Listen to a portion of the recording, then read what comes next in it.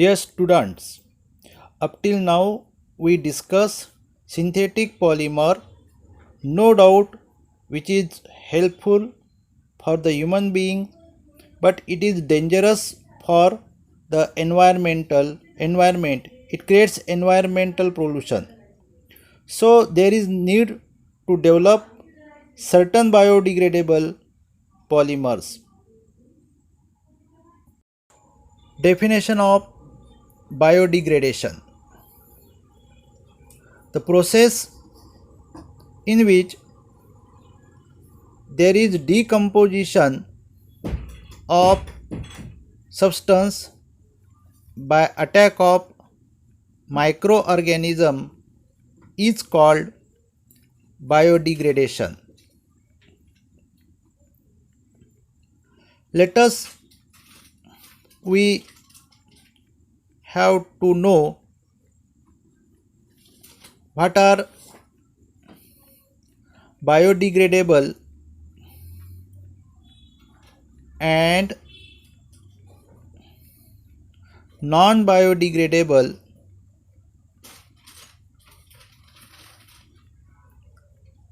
substances.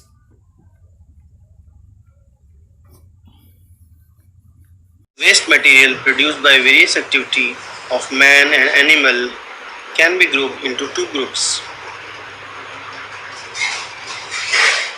Biodegradable waste: paper, wood, leaves, wool, hay cotton, fruits and vegetable peels are some of the examples of biodegradable waste.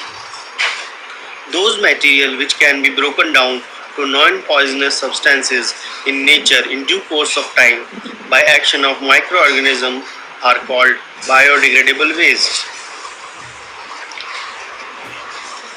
The non-biodegradable waste are major pollutants of environment.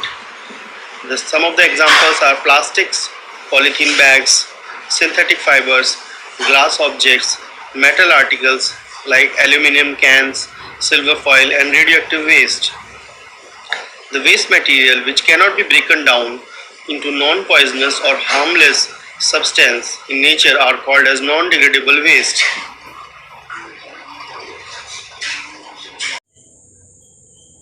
Generally, natural wastes are usually attacked by soil microbes and they can be easily decomposed, but most of the synthetic polymers, just like a plastic, cannot be degraded by microbes and they can stay in the environment for a long time and pollute the environment.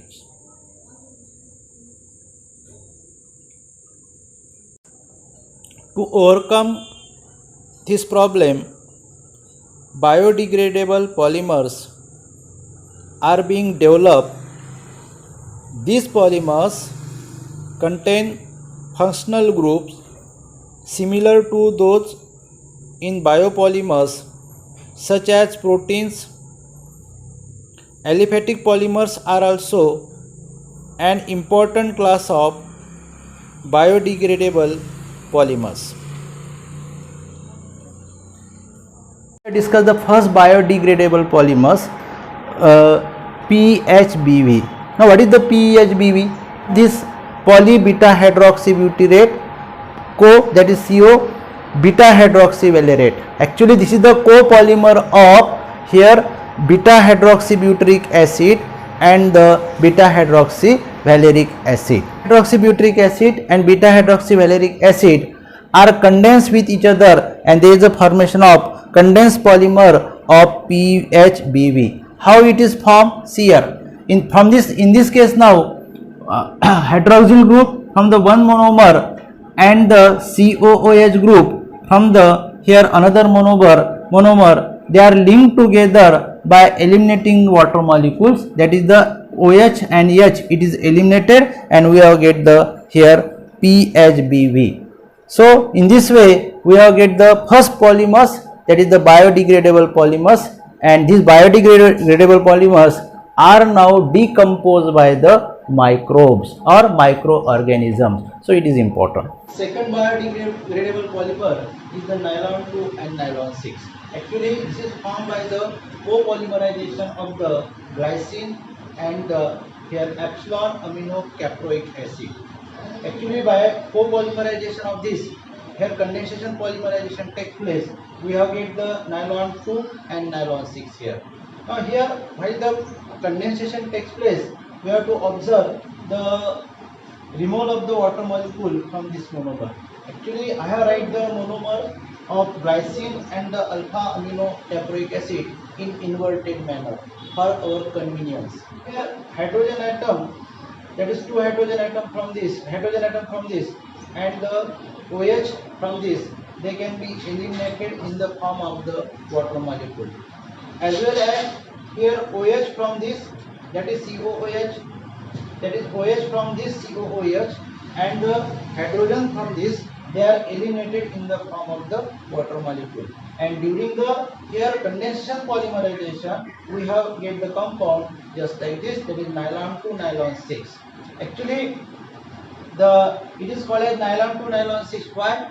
Because the monomer of the glycine contains here 2 carbon atom, and the monomer of the epsilon amino caproic acid, it contains the 6 carbon atom.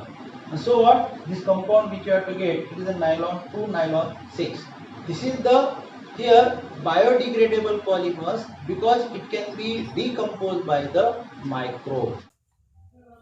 Commercially important polymers.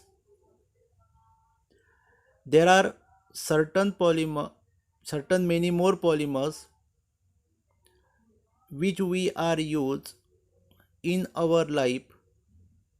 The structures and application of some of them are given in the table.